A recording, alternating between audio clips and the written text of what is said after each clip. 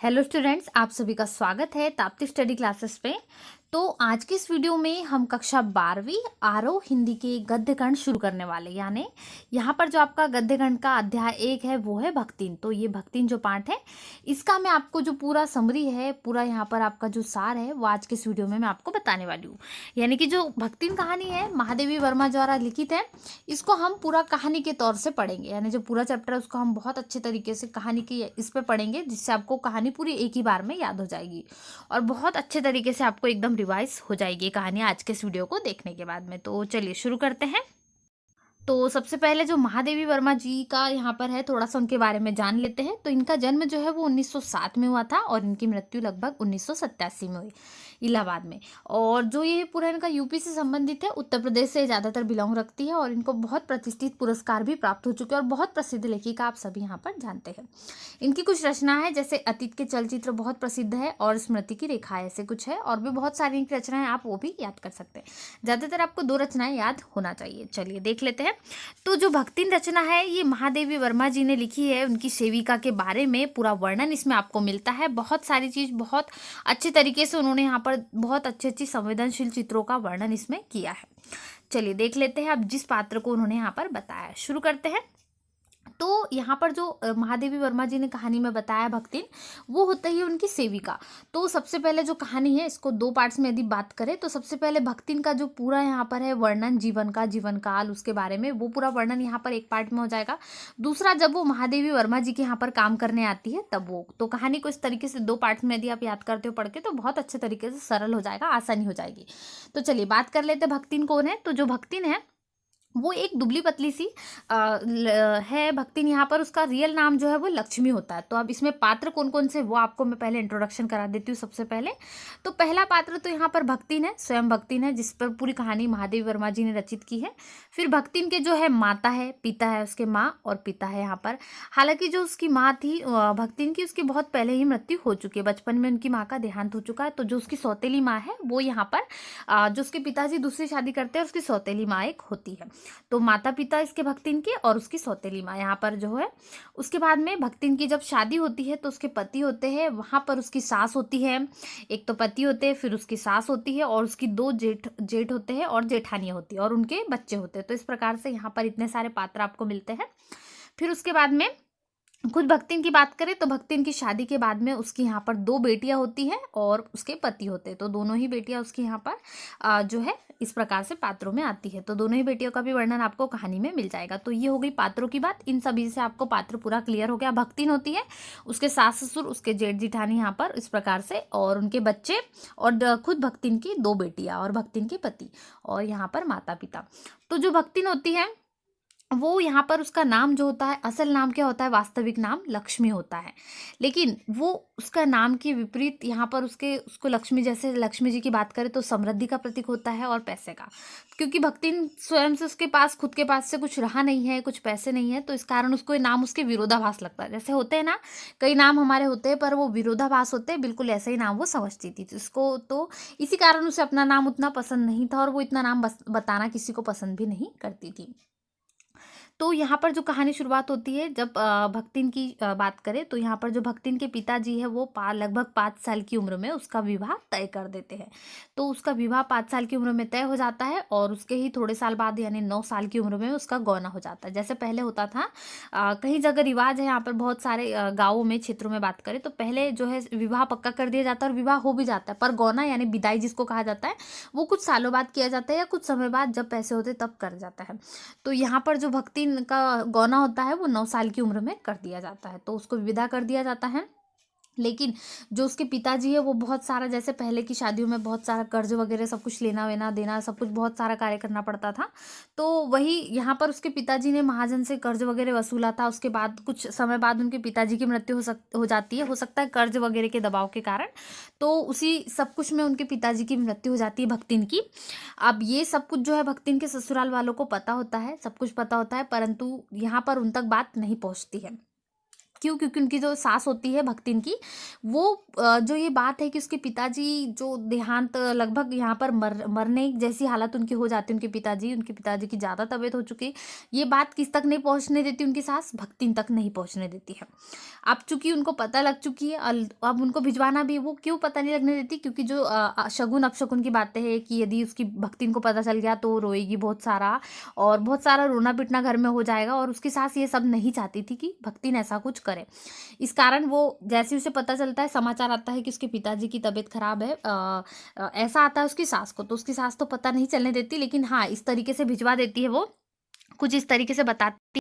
तो देखिए, यहाँ पर उसकी सास ने भी जो पीटने के अपशगुन से सास ने भी कुछ नहीं बताती है, और क्या बोलती है नेहर से कि जाओ, तुम्हारे यहाँ पर तुम बहुत दिनों से मायके नहीं गई हो, नेहर यानी मायके नहीं गए हो, तो जाओ। और सास भी अच्छा पहना उड़ाकर उसको बहुत सारा सजा धजा कर पूरे गहने से लदाकर भेज देती है कि जाओ। अब उसकी सास जो माता होती है, सौतेली माता, उसने भी समाचार बहुत लेट भेजा था, हालांकि जब मृत्यु की हो जाए, तब यहाँ पर गांव पर जब जाती है तब भी बहुत हो हल्ला होता है कि इतने समय बाद आई, लक्ष्मी बोलते थे लक्ष्मी को, तो इतने समय बाद आई, ऐसा करके उसको बहुत बोलते हैं। परंतु अब यहाँ पर उसे पता नहीं होता था, इस कारण वो इतने तैयार होकर सब कुछ सज धज के जाती है। उसे क्या पता था कि ऐसी हालत होंगी उसके पिताजी की, और उसके पिताजी का लगभग देहांत हो चुका होता है। अब बाद में जब वो आती है तो उसकी सास पर भी उसे बहुत गुस्सा आता है कि किस प्रकार से उनका व्यवहार ऐसा हुआ है। तो यहाँ पर ये पूरा जो कहानी है भक्तिन के ऊपर ही है, इसी प्रकार से बताई गई है। तो अब जो दूसरा परिच्छेद है, यहाँ तक कि उसकी जो शादी की व्यथा थी वो हो जाती है। अब दूसरा है यहाँ पर उसके जो जीवन काल, उसका नया जीवन शुरू होता है, शादी के बाद का पूरा और समय जो है उसकी बच्चियों का वो शुरू होता है, तो ये दूसरे परिच्छेद में बांटा गया है। तो यदि आप सबसे पहले चैनल पर नए हो और आपने अभी तक चैनल को सब्सक्राइब नहीं करा है, तो चैनल को जरूर सब्सक्राइब कर ले, क्योंकि यहाँ पर आपको हिंदी के सारे वीडियोज़ मिल जाएंगे चैप्टर वाइज, और सारे सब्जेक्ट्स के क्लास 12 के सभी विषयों के वीडियोज़ मिल जाएंगे। इसलिए चैनल को जरूर सब्सक्राइब करें, साथ ही वीडियो को लाइक भी कर दें, और यदि आपको वीडियो अच्छे लग रहे हैं तो अपने दोस्तों के साथ में वीडियो को ज़्यादा से ज़्यादा जरूर शेयर करें, ताकि आपके सभी फ्रेंड्स को भी हेल्प मिल सके। तो अब जो दूसरा जीवन का परिच्छेद है, महादेवी वर्मा जी ने जो है कहानी में लगभग 3 से 4 परिच्छेद जो है वो भक्तिन के जीवन के बताए हैं, मतलब पार्ट इनको कहेंगे, भाग इनको कहेंगे, तो लगभग 4 भागों में जीवन को बांट दिया। एक तो उसका जन्म का समय, शादी के पहले का, और शादी के बाद जब उसके बच्चे वगैरह होते हैं उसका, फिर उसके बाद जब वो कार्य करती है वहां पर, और अंत में जब भक्तिन उनके पास आती है तब, इस प्रकार से 4 परिच्छेदों में बांट दिया है।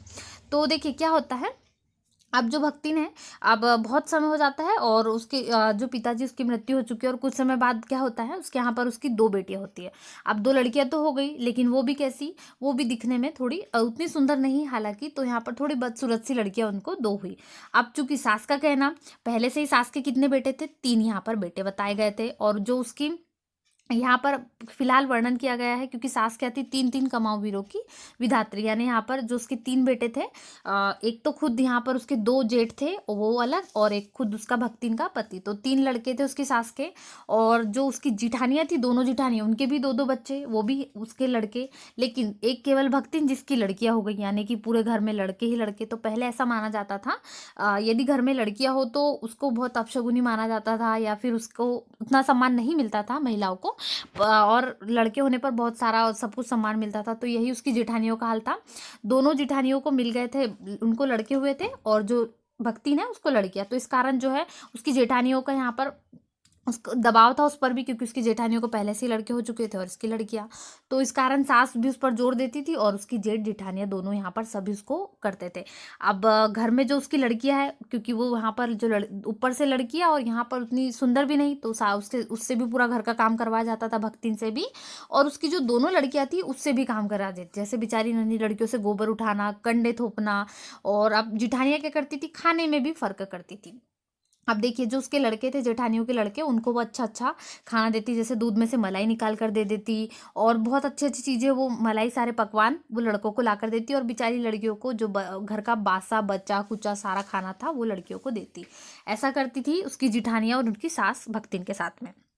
इसी प्रकार से कहानी आगे बढ़ती हुई है, और इसमें यहाँ पर जो उसकी लड़कियां, हालांकि उसकी सास भी उसे बहुत सुनाया करती थी भक्तिन को, बार बार हर इस पे ताना मारा करती थी, क्योंकि एक तो भक्तिन ने यहाँ पर सबसे पहले जो उसकी जो दोनों जिठानी है उनको लड़के हैं, लेकिन कि एकमात्र केवल सबसे छोटी है घर की बहू, उसको लड़के नहीं है। तो यहाँ पर उसकी 2 लड़कियां हैं, और लड़कियां भी कैसी, बदसूरत, बिल्कुल भी सुंदर नहीं। इस पर उसकी सास उसे बहुत ताना मारती। सिर्फ एक चीज उसके पक्ष में थी, वो थी उसके पति ने उसे आज तक कभी इस चीज़ के लिए कुछ नहीं कहा, हमेशा उसके पति ने उसका साथ दिया है। और जो उसकी जिठानियाँ हैं, तो यदि वो कभी अपने पति, उनकी लड़ाइयाँ होते रहती थी, उनके पति उन पर हाथ उठा देते थे, मार देते थे, परंतु जो भक्तिन के पति थे उसने आज तक भी कभी उँगली तक उसको नहीं छूती, किसको? भक्तिन को। तो इस प्रकार से उसके पति का जो प्रेम है वो इस प्रकार से था, क्योंकि पति जानता था उसकी पत्नी सच्ची है, परिश्रमी है, तेजस्वी है, और इसी कारण वो अपनी पत्नी को अच्छे से रख, क्योंकि अब जो भक्तिन थी वो काम घर का तो करती ही करती थी, बाहर का भी काम करती थी, जैसे गाय भैंस को चारा खिलाना, खेत खलियान, खेत का काम हो गया, अमराई के पेड़ है इनको, और भी बहुत सारे काम है, और सारे काम जो है वो भक्ति नहीं करती थी, यानी उसे घर के सारे काम का तो था ही था, परंतु जो बाहर का काम था, जैसे खेतों का, घर बाड़ी का, वो भी काम बहुत अच्छे तरीके से वो जानती थी। अब बाकी जो उसके जेठ जेठानी थे वो उतना कुछ नहीं जानते थे, और बाहर का काम उन्हें नहीं आता था। इस प्रकार से उसने लगातार घर का भी, बाहर का काम कर करके, जो खेत था उसमें भी लगातार परिश्रम दोनों ने किया, हस्बैंड वाइफ दोनों किया करते थे, पति पत्नी। इससे उनका जो खेत है वो भी लगातार हरे भरे हो गए, सोना बन गया लगभग वो खेत। तो इसके बाद जो भक्ति इनकी बड़ी बेटी होती है, अब वो उसका शादी क्या करती है, धूमधाम से कर देती है, क्योंकि उसकी 2 बेटियां थी, तो बड़ी लड़की का विवाह धूमधाम से करती हैं। और जो दोनों बच्चे उनका भी जो विवाह है वो शीघ्र ही हो जाता है। और कच्ची गृहस्थी का भार यहाँ पर सबसे पहले जो है उसकी बड़ी लड़की का यहाँ पर विवाह हो जाता है, और जो कच्ची गृहस्थी का घर बार है उसका जो पति है वो भक्तिन को केवल 29 वर्ष की उम्र में छोड़कर संसार से विदा ले लेता है। तब भक्तिन की उम्र कितनी रही होंगी? 29 रही होंगी जब उसके पति का देहांत हुआ, और उसके पति की उम्र लगभग 36 वर्ष रही होगी। तो यहाँ पर जो है बात करें, महादेवी वर्मा जी जब कहानी को बता रही है, तो वही है कि जब यहाँ पर कहती है वो कि बुढ़ऊ ना कहकर उनका घोर अपमान है, यानी कि जब उसे पूछा जाता है उनके पति के बारे में तो बुढ़ऊ कहती है, क्योंकि अब वो भी बुढ़िया हो गई है, तो इसी कारण वैसे बताती है। तो भक्ति ने जो सारा काम का संभाला था वो था क्या? गायों को पानी देना, ताजा जो सब कुछ यहाँ पर जो है पूरा। अब जो उसके जेठ जेठानी, क्योंकि भक्ति ने बहुत पहले मेहनत की थी, घर का भी काम करना, बाहर का भी करना, सब कुछ वो करती थी, तो इस कारण उसके जेठ जेठानी को लगा अब इसके पति मर गए हैं, तो सारा जो खेत खेत खलियान है, गाय भैंस है, वो सब कुछ हमें मिलना चाहिए। अब इसके पति तो है नहीं, अब सब कुछ क्या हुआ? हमारा हुआ। अब वो हथियाना चाहते हैं, उसके जेठ जेठानी जितने भी है सभी लोग हथियाना चाहते हैं, उनके मुंह में पानी भी आ गया कि इतना सारा इसके पास है, तो अब तो हमारा ही होगा। परंतु जो भक्ति ने वो बहुत समझदार है और चालाक भी है, वो सब कुछ जानती है कि उसे कैसे हैंडल करना है हर चीज़ों को। इसलिए उसने जो उसकी ज़मीन वगैरह थी जिसका ध्यान रखा, खेत खलियान जानवर, वो किसी को हाथ भी नहीं लगाने दिया, और उस पे ही उसने अपना सब कुछ कार्य संभाला रखा, जारी रखा, और उन्हें अच्छे से अच्छा यहाँ पर रखा। और उसके बाद उसने पति के देहांत के बाद उसने उसकी जो छोटी लड़की है उसके भी हाथ पीले कर दी, और उसे भी अपने ससुराल कर दिया। और जो बड़े दामाद है उसको क्या करा? घर जमाई बनाकर रख लिया। और उसके जीवन का यहाँ से तीसरा जो अनुच्छेद है वो प्रारंभ होता है। अब यहाँ पर भक्तिन का दुर्भाग्य भी उससे कम हटी नहीं था। जैसे वो कम उम्र में ही विधवा हो गई, उसी प्रकार से जो उसकी बड़ी लड़की है वो भी कुछ दिनों बाद क्या हो जाती है? विधवा हो जाती है। अब यहाँ पर अ, अब जेठ जेठानी को लगा कि भाई जो यहाँ पर है उसके जेठ और काकी को परास्त करने के लिए उन्होंने क्या करा? उन्हें एक आशा की किरण दिखी, जो उनकी विधवा बहन है उसके लिए यहाँ पर उन्होंने क्या करा? सोचा कि यदि हम जो उनके मोहल्ले में एक समझ लीजिए आसपास में एक तीतर उड़ाने वाला व्यक्ति था, एक पक्षी तरीके का ऐसा उड़ाने, उसको बुला लिया। अब उनने सोचा ये हमें सारे खेत खलिहान तो दे नहीं रही है भक्तिन, अब हम क्या करते हैं, तो हम इसको, अब इसकी जो बेटी है विधवा बेटी, उसका विवाह करा देते हैं, हमारे जानने पहचाने वाला एक व्यक्ति है या कोई भी है उसके, हमारे यदि रिश्तेदार में हो जाएगा तो हमारे हाथ ही हथिया सकते हैं, हमारे हाथ बुरा आ सकता है, क्योंकि उसकी लड़की भी होशियार थी। तो वो लड़की जो थी वो उसकी माँ से भी ज़्यादा यहाँ पर लगभग माँ के समान समझदार थी, तो उसने भी क्या करा, जब रिश्तेदार उसके जेठ जेठानियाँ लेके आए तो उसने भी वो लड़के को देखते से ही मना कर दिया, शादी का प्रस्ताव खारिज कर दिया। अब भाइयों को, जो उसके जेठ जेठानी थे, उनको बहुत बुरा लगा कि ऐसा कैसे हो सकता है। तो एक दिन उन्होंने क्या करा, जब वो भक्ति नहीं थी, यानी लक्ष्मी उसका रियल नाम है, वैसे कहे तो यहाँ पर लक्ष्मी नाम है, जिसको हम भक्तिन कह रहे हैं उसका लक्ष्मी है, पर वो ये नाम उसे बिल्कुल पसंद नहीं है, इस कारण वो नाम किसी को बताती भी नहीं, जैसा मैंने आपको शुरू में बता दिया। तो अब उसको गुस्सा आ जाता है, जो लोग उसके रिश्तेदार हैं उनको गुस्सा आता है कि यहाँ पर इन्हें हमारे पसंद वाले को नहीं करा, पर वो जो व्यक्ति था वो मोहल्ले में तीतर उड़ाने का काम करता था और कुछ भी नहीं, यानी कि आसपास का ही व्यक्ति था, उनके गांव का ही। तो अब यहाँ पर उनकी नई चाल थी, जो उसके जेठ जेठानी थे उनकी नई चाल थी कि एक दिन जब लक्ष्मी घर से बाहर जाएंगी, यानी भक्तिन घर से बाहर जाएंगी, तो उसकी वो अनुपस्थिति में क्या करेंगे, जो लड़की है उसको घर में रख लेंगे, और यहाँ पर उसके साथ में ही जो तीतर वाला है उसको भी घर में कमरे में कैद कर देंगे, दोनों को। तो इस प्रकार से जो डकैत वर्ग की इसको कहेंगे, तो जो तीतर उड़ाने वाला था वो, और जो इसकी लड़की थी, बड़ी लड़की लक्ष्मी की या भक्तिन की, वो दोनों को एक कमरे में कैद कर दिया। अब इसके बाद में जब वो बाहर निकले तो पंचायत बहुत हो हल्ला हुआ इस बात पे कि दोनों अंदर कैसे थे। तो इस पे जो है पंच बिचारे और सरपंच यहाँ पर समस्या में पड़ गए। गाँव वालों को सबको बुला भेजा, पंचायत बैठी उस पर। तो सरपंच जी ने फैसला सुनाया कि जो तीतरबाज युवक कहता है वो अंदर बिना निमंत्रण पाकर भी वो सीधे बोलता है कि उसको यहाँ से बुलाया आया था, तभी वो अंदर गया। अब इससे क्या होता है, इससे पूरा गाँव पे जो है दोनों पर बहुत क्वेश्चन किए जाते हैं, प्रश्न उठाए जाते हैं, उस लड़की पर भी कि इस प्रकार से नहीं रहा जा सकता। अब दोनों को शादी करने के लिए प्रस्ताव भी रखा जाता है कि ये हुआ, तो ये सारी चाल जो उसकी जेठ जेठानियों की थी ये सीधी पड़ जाती है। और इस कारण यहाँ पर जो है पंचायत फैसला सुना जाती है कि इन दोनों को पति पत्नी के रूप में रहना होगा, क्योंकि ये जो है इस प्रकार के कार्य कारण इसका जो कलयुग में है, इसका एक ही निवारण है कि दोनों को यहाँ पर जो है साथ में रहना होगा। तो अब बेचारी लड़की तो चाहती नहीं थी, और जब भक्तिन को भी ये सब पता चलता है तो बेचारे मन महसूस कर रह जाते हैं, उनको यही कार्य करना होता है और उसको दामाद चुन लिया जाता है। अब उनकी शादी भी हो जाती है। अब बेटी जो है मेहनती है, वो तो काम करते रहती है, और जो तीतर उड़ाने वाला है वो उसके ही काम में लगा रहता है, वो कोई काम नहीं करता है। इस प्रकार से ये हो जाता है। तो अब जो तीतर उड़ाने वाला था वो व्यक्ति कुछ करता नहीं था, अब यानी कि इसका दामाद, और लड़की बेचारी मेहनती थी और माँ भी। परंतु अब कुछ ऐसा होता है कि घर में कलह शुरू हो जाती है। अब जैसे पहले बहुत सारी भक्ति ने पूरा मेहनत से सब कुछ कामकाज जो है संभाला था, पूरा सोना बना दिया था उसने, खेतों को अच्छा खलिहान से लाद दिया था पूरा सब कुछ। लेकिन अब घर में कलह हो जाती है तो इसके कारण उनकी कमाई भी नहीं हो पाती और सब कुछ लगभग पैसा भी नहीं जुट पाता। तो अब इसके कारण क्या होता है, एक बार जब वो कर्ज नहीं चुका पाती है तो उसको बुलावा आता है, और यहाँ पर जमींदार जो है वो पैसे देने के लिए उसको बुलाता है, लेकिन अब ये नहीं भर पाती है लगान। इस कारण जो होता है, भक्तिन को दिन भर धूप में खड़ा रखा जाता है, तो ये उसको दिल पर चोट पहुंच जाती है, उसको दिल को, आत्मविश्वास को ठेस पहुंच जाती है।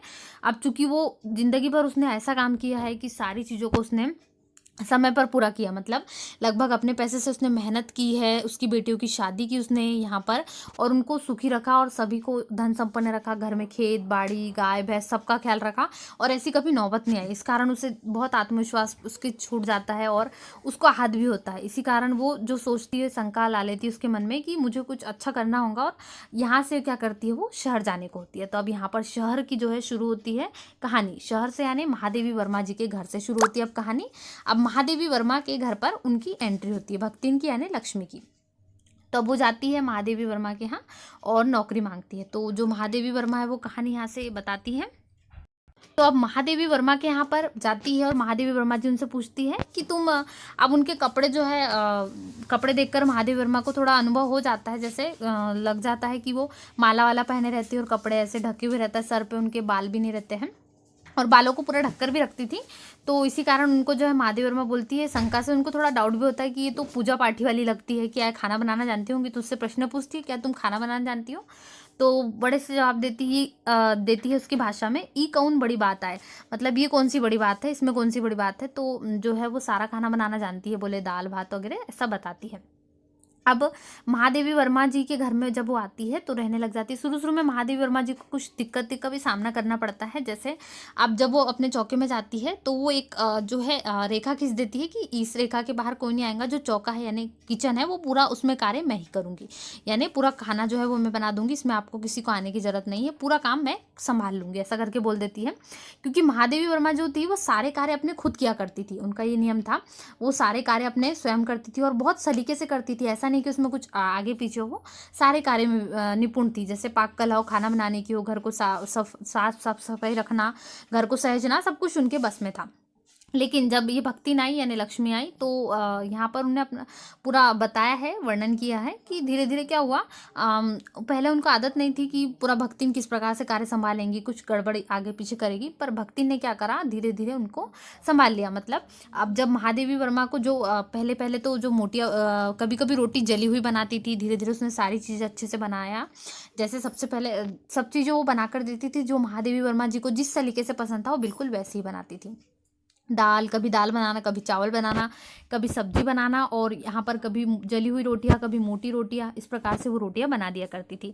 और भक्तिन में एक और खासियत थी उसकी कि उसको जो बात कहना तो भक्तिन की जो ख़ासियत थी वो ये थी कि उसे यदि कोई बात मनाना हो तो उसको वो इस तरीके से पेश करती थी, या उसका कहने का तरीका ऐसा होता था कि सामने वाला जो है वो बात को बिल्कुल अच्छे से मान जाए। तो यही वो तरीका था, जैसे उसको कुछ बात बुरी लगे या पसंद ना आए तो वो पूरा अच्छे तरीके से पेश करती थी कि सामने वाले को मानना ही पड़ता था। ये उनकी ख़ासियत थी जो महादेवी वर्मा ने जिसका ज़िक्र बहुत अच्छे तरीके से किया है।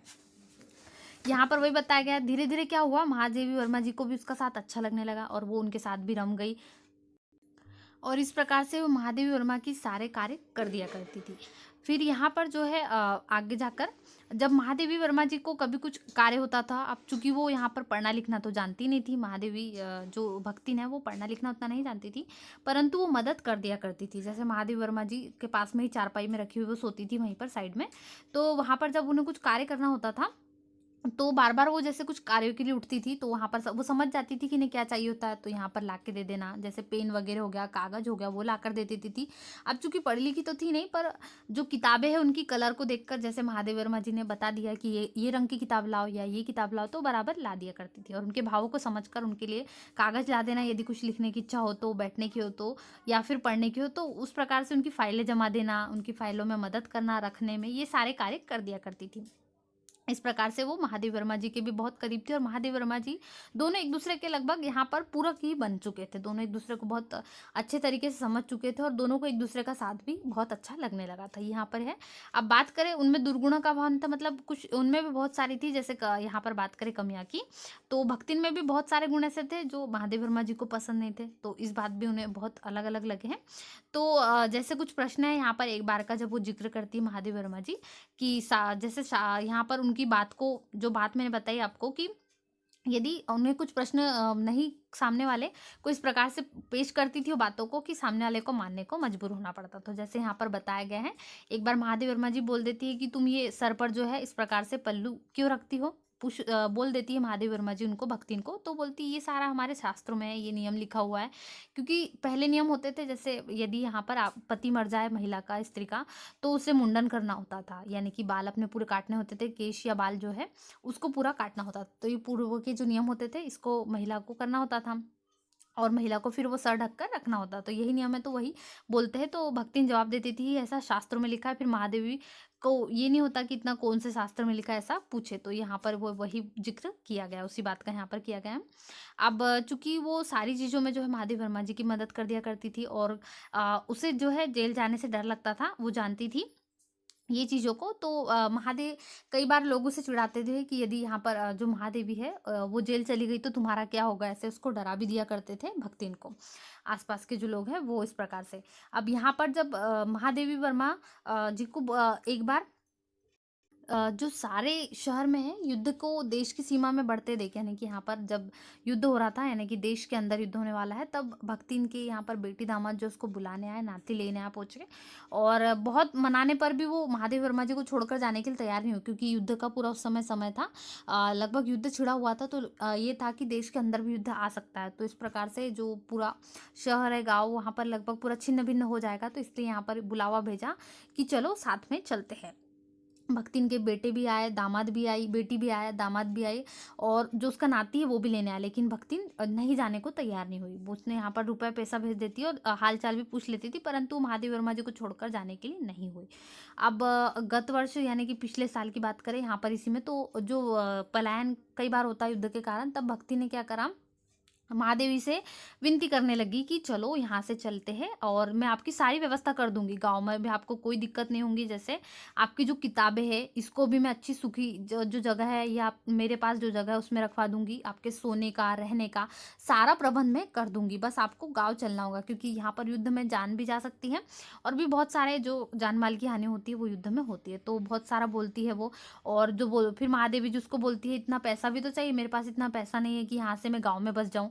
तब वो बोलती है कि मेरे पास ज़मीन में गड़ा हुआ और भी पैसा है, मैं वो भी आपको दे दूँगी, बस आप मेरे साथ गाँव चलिए। इस प्रकार से वो बहुत अनुरोध करती हैं महादेवी जी से।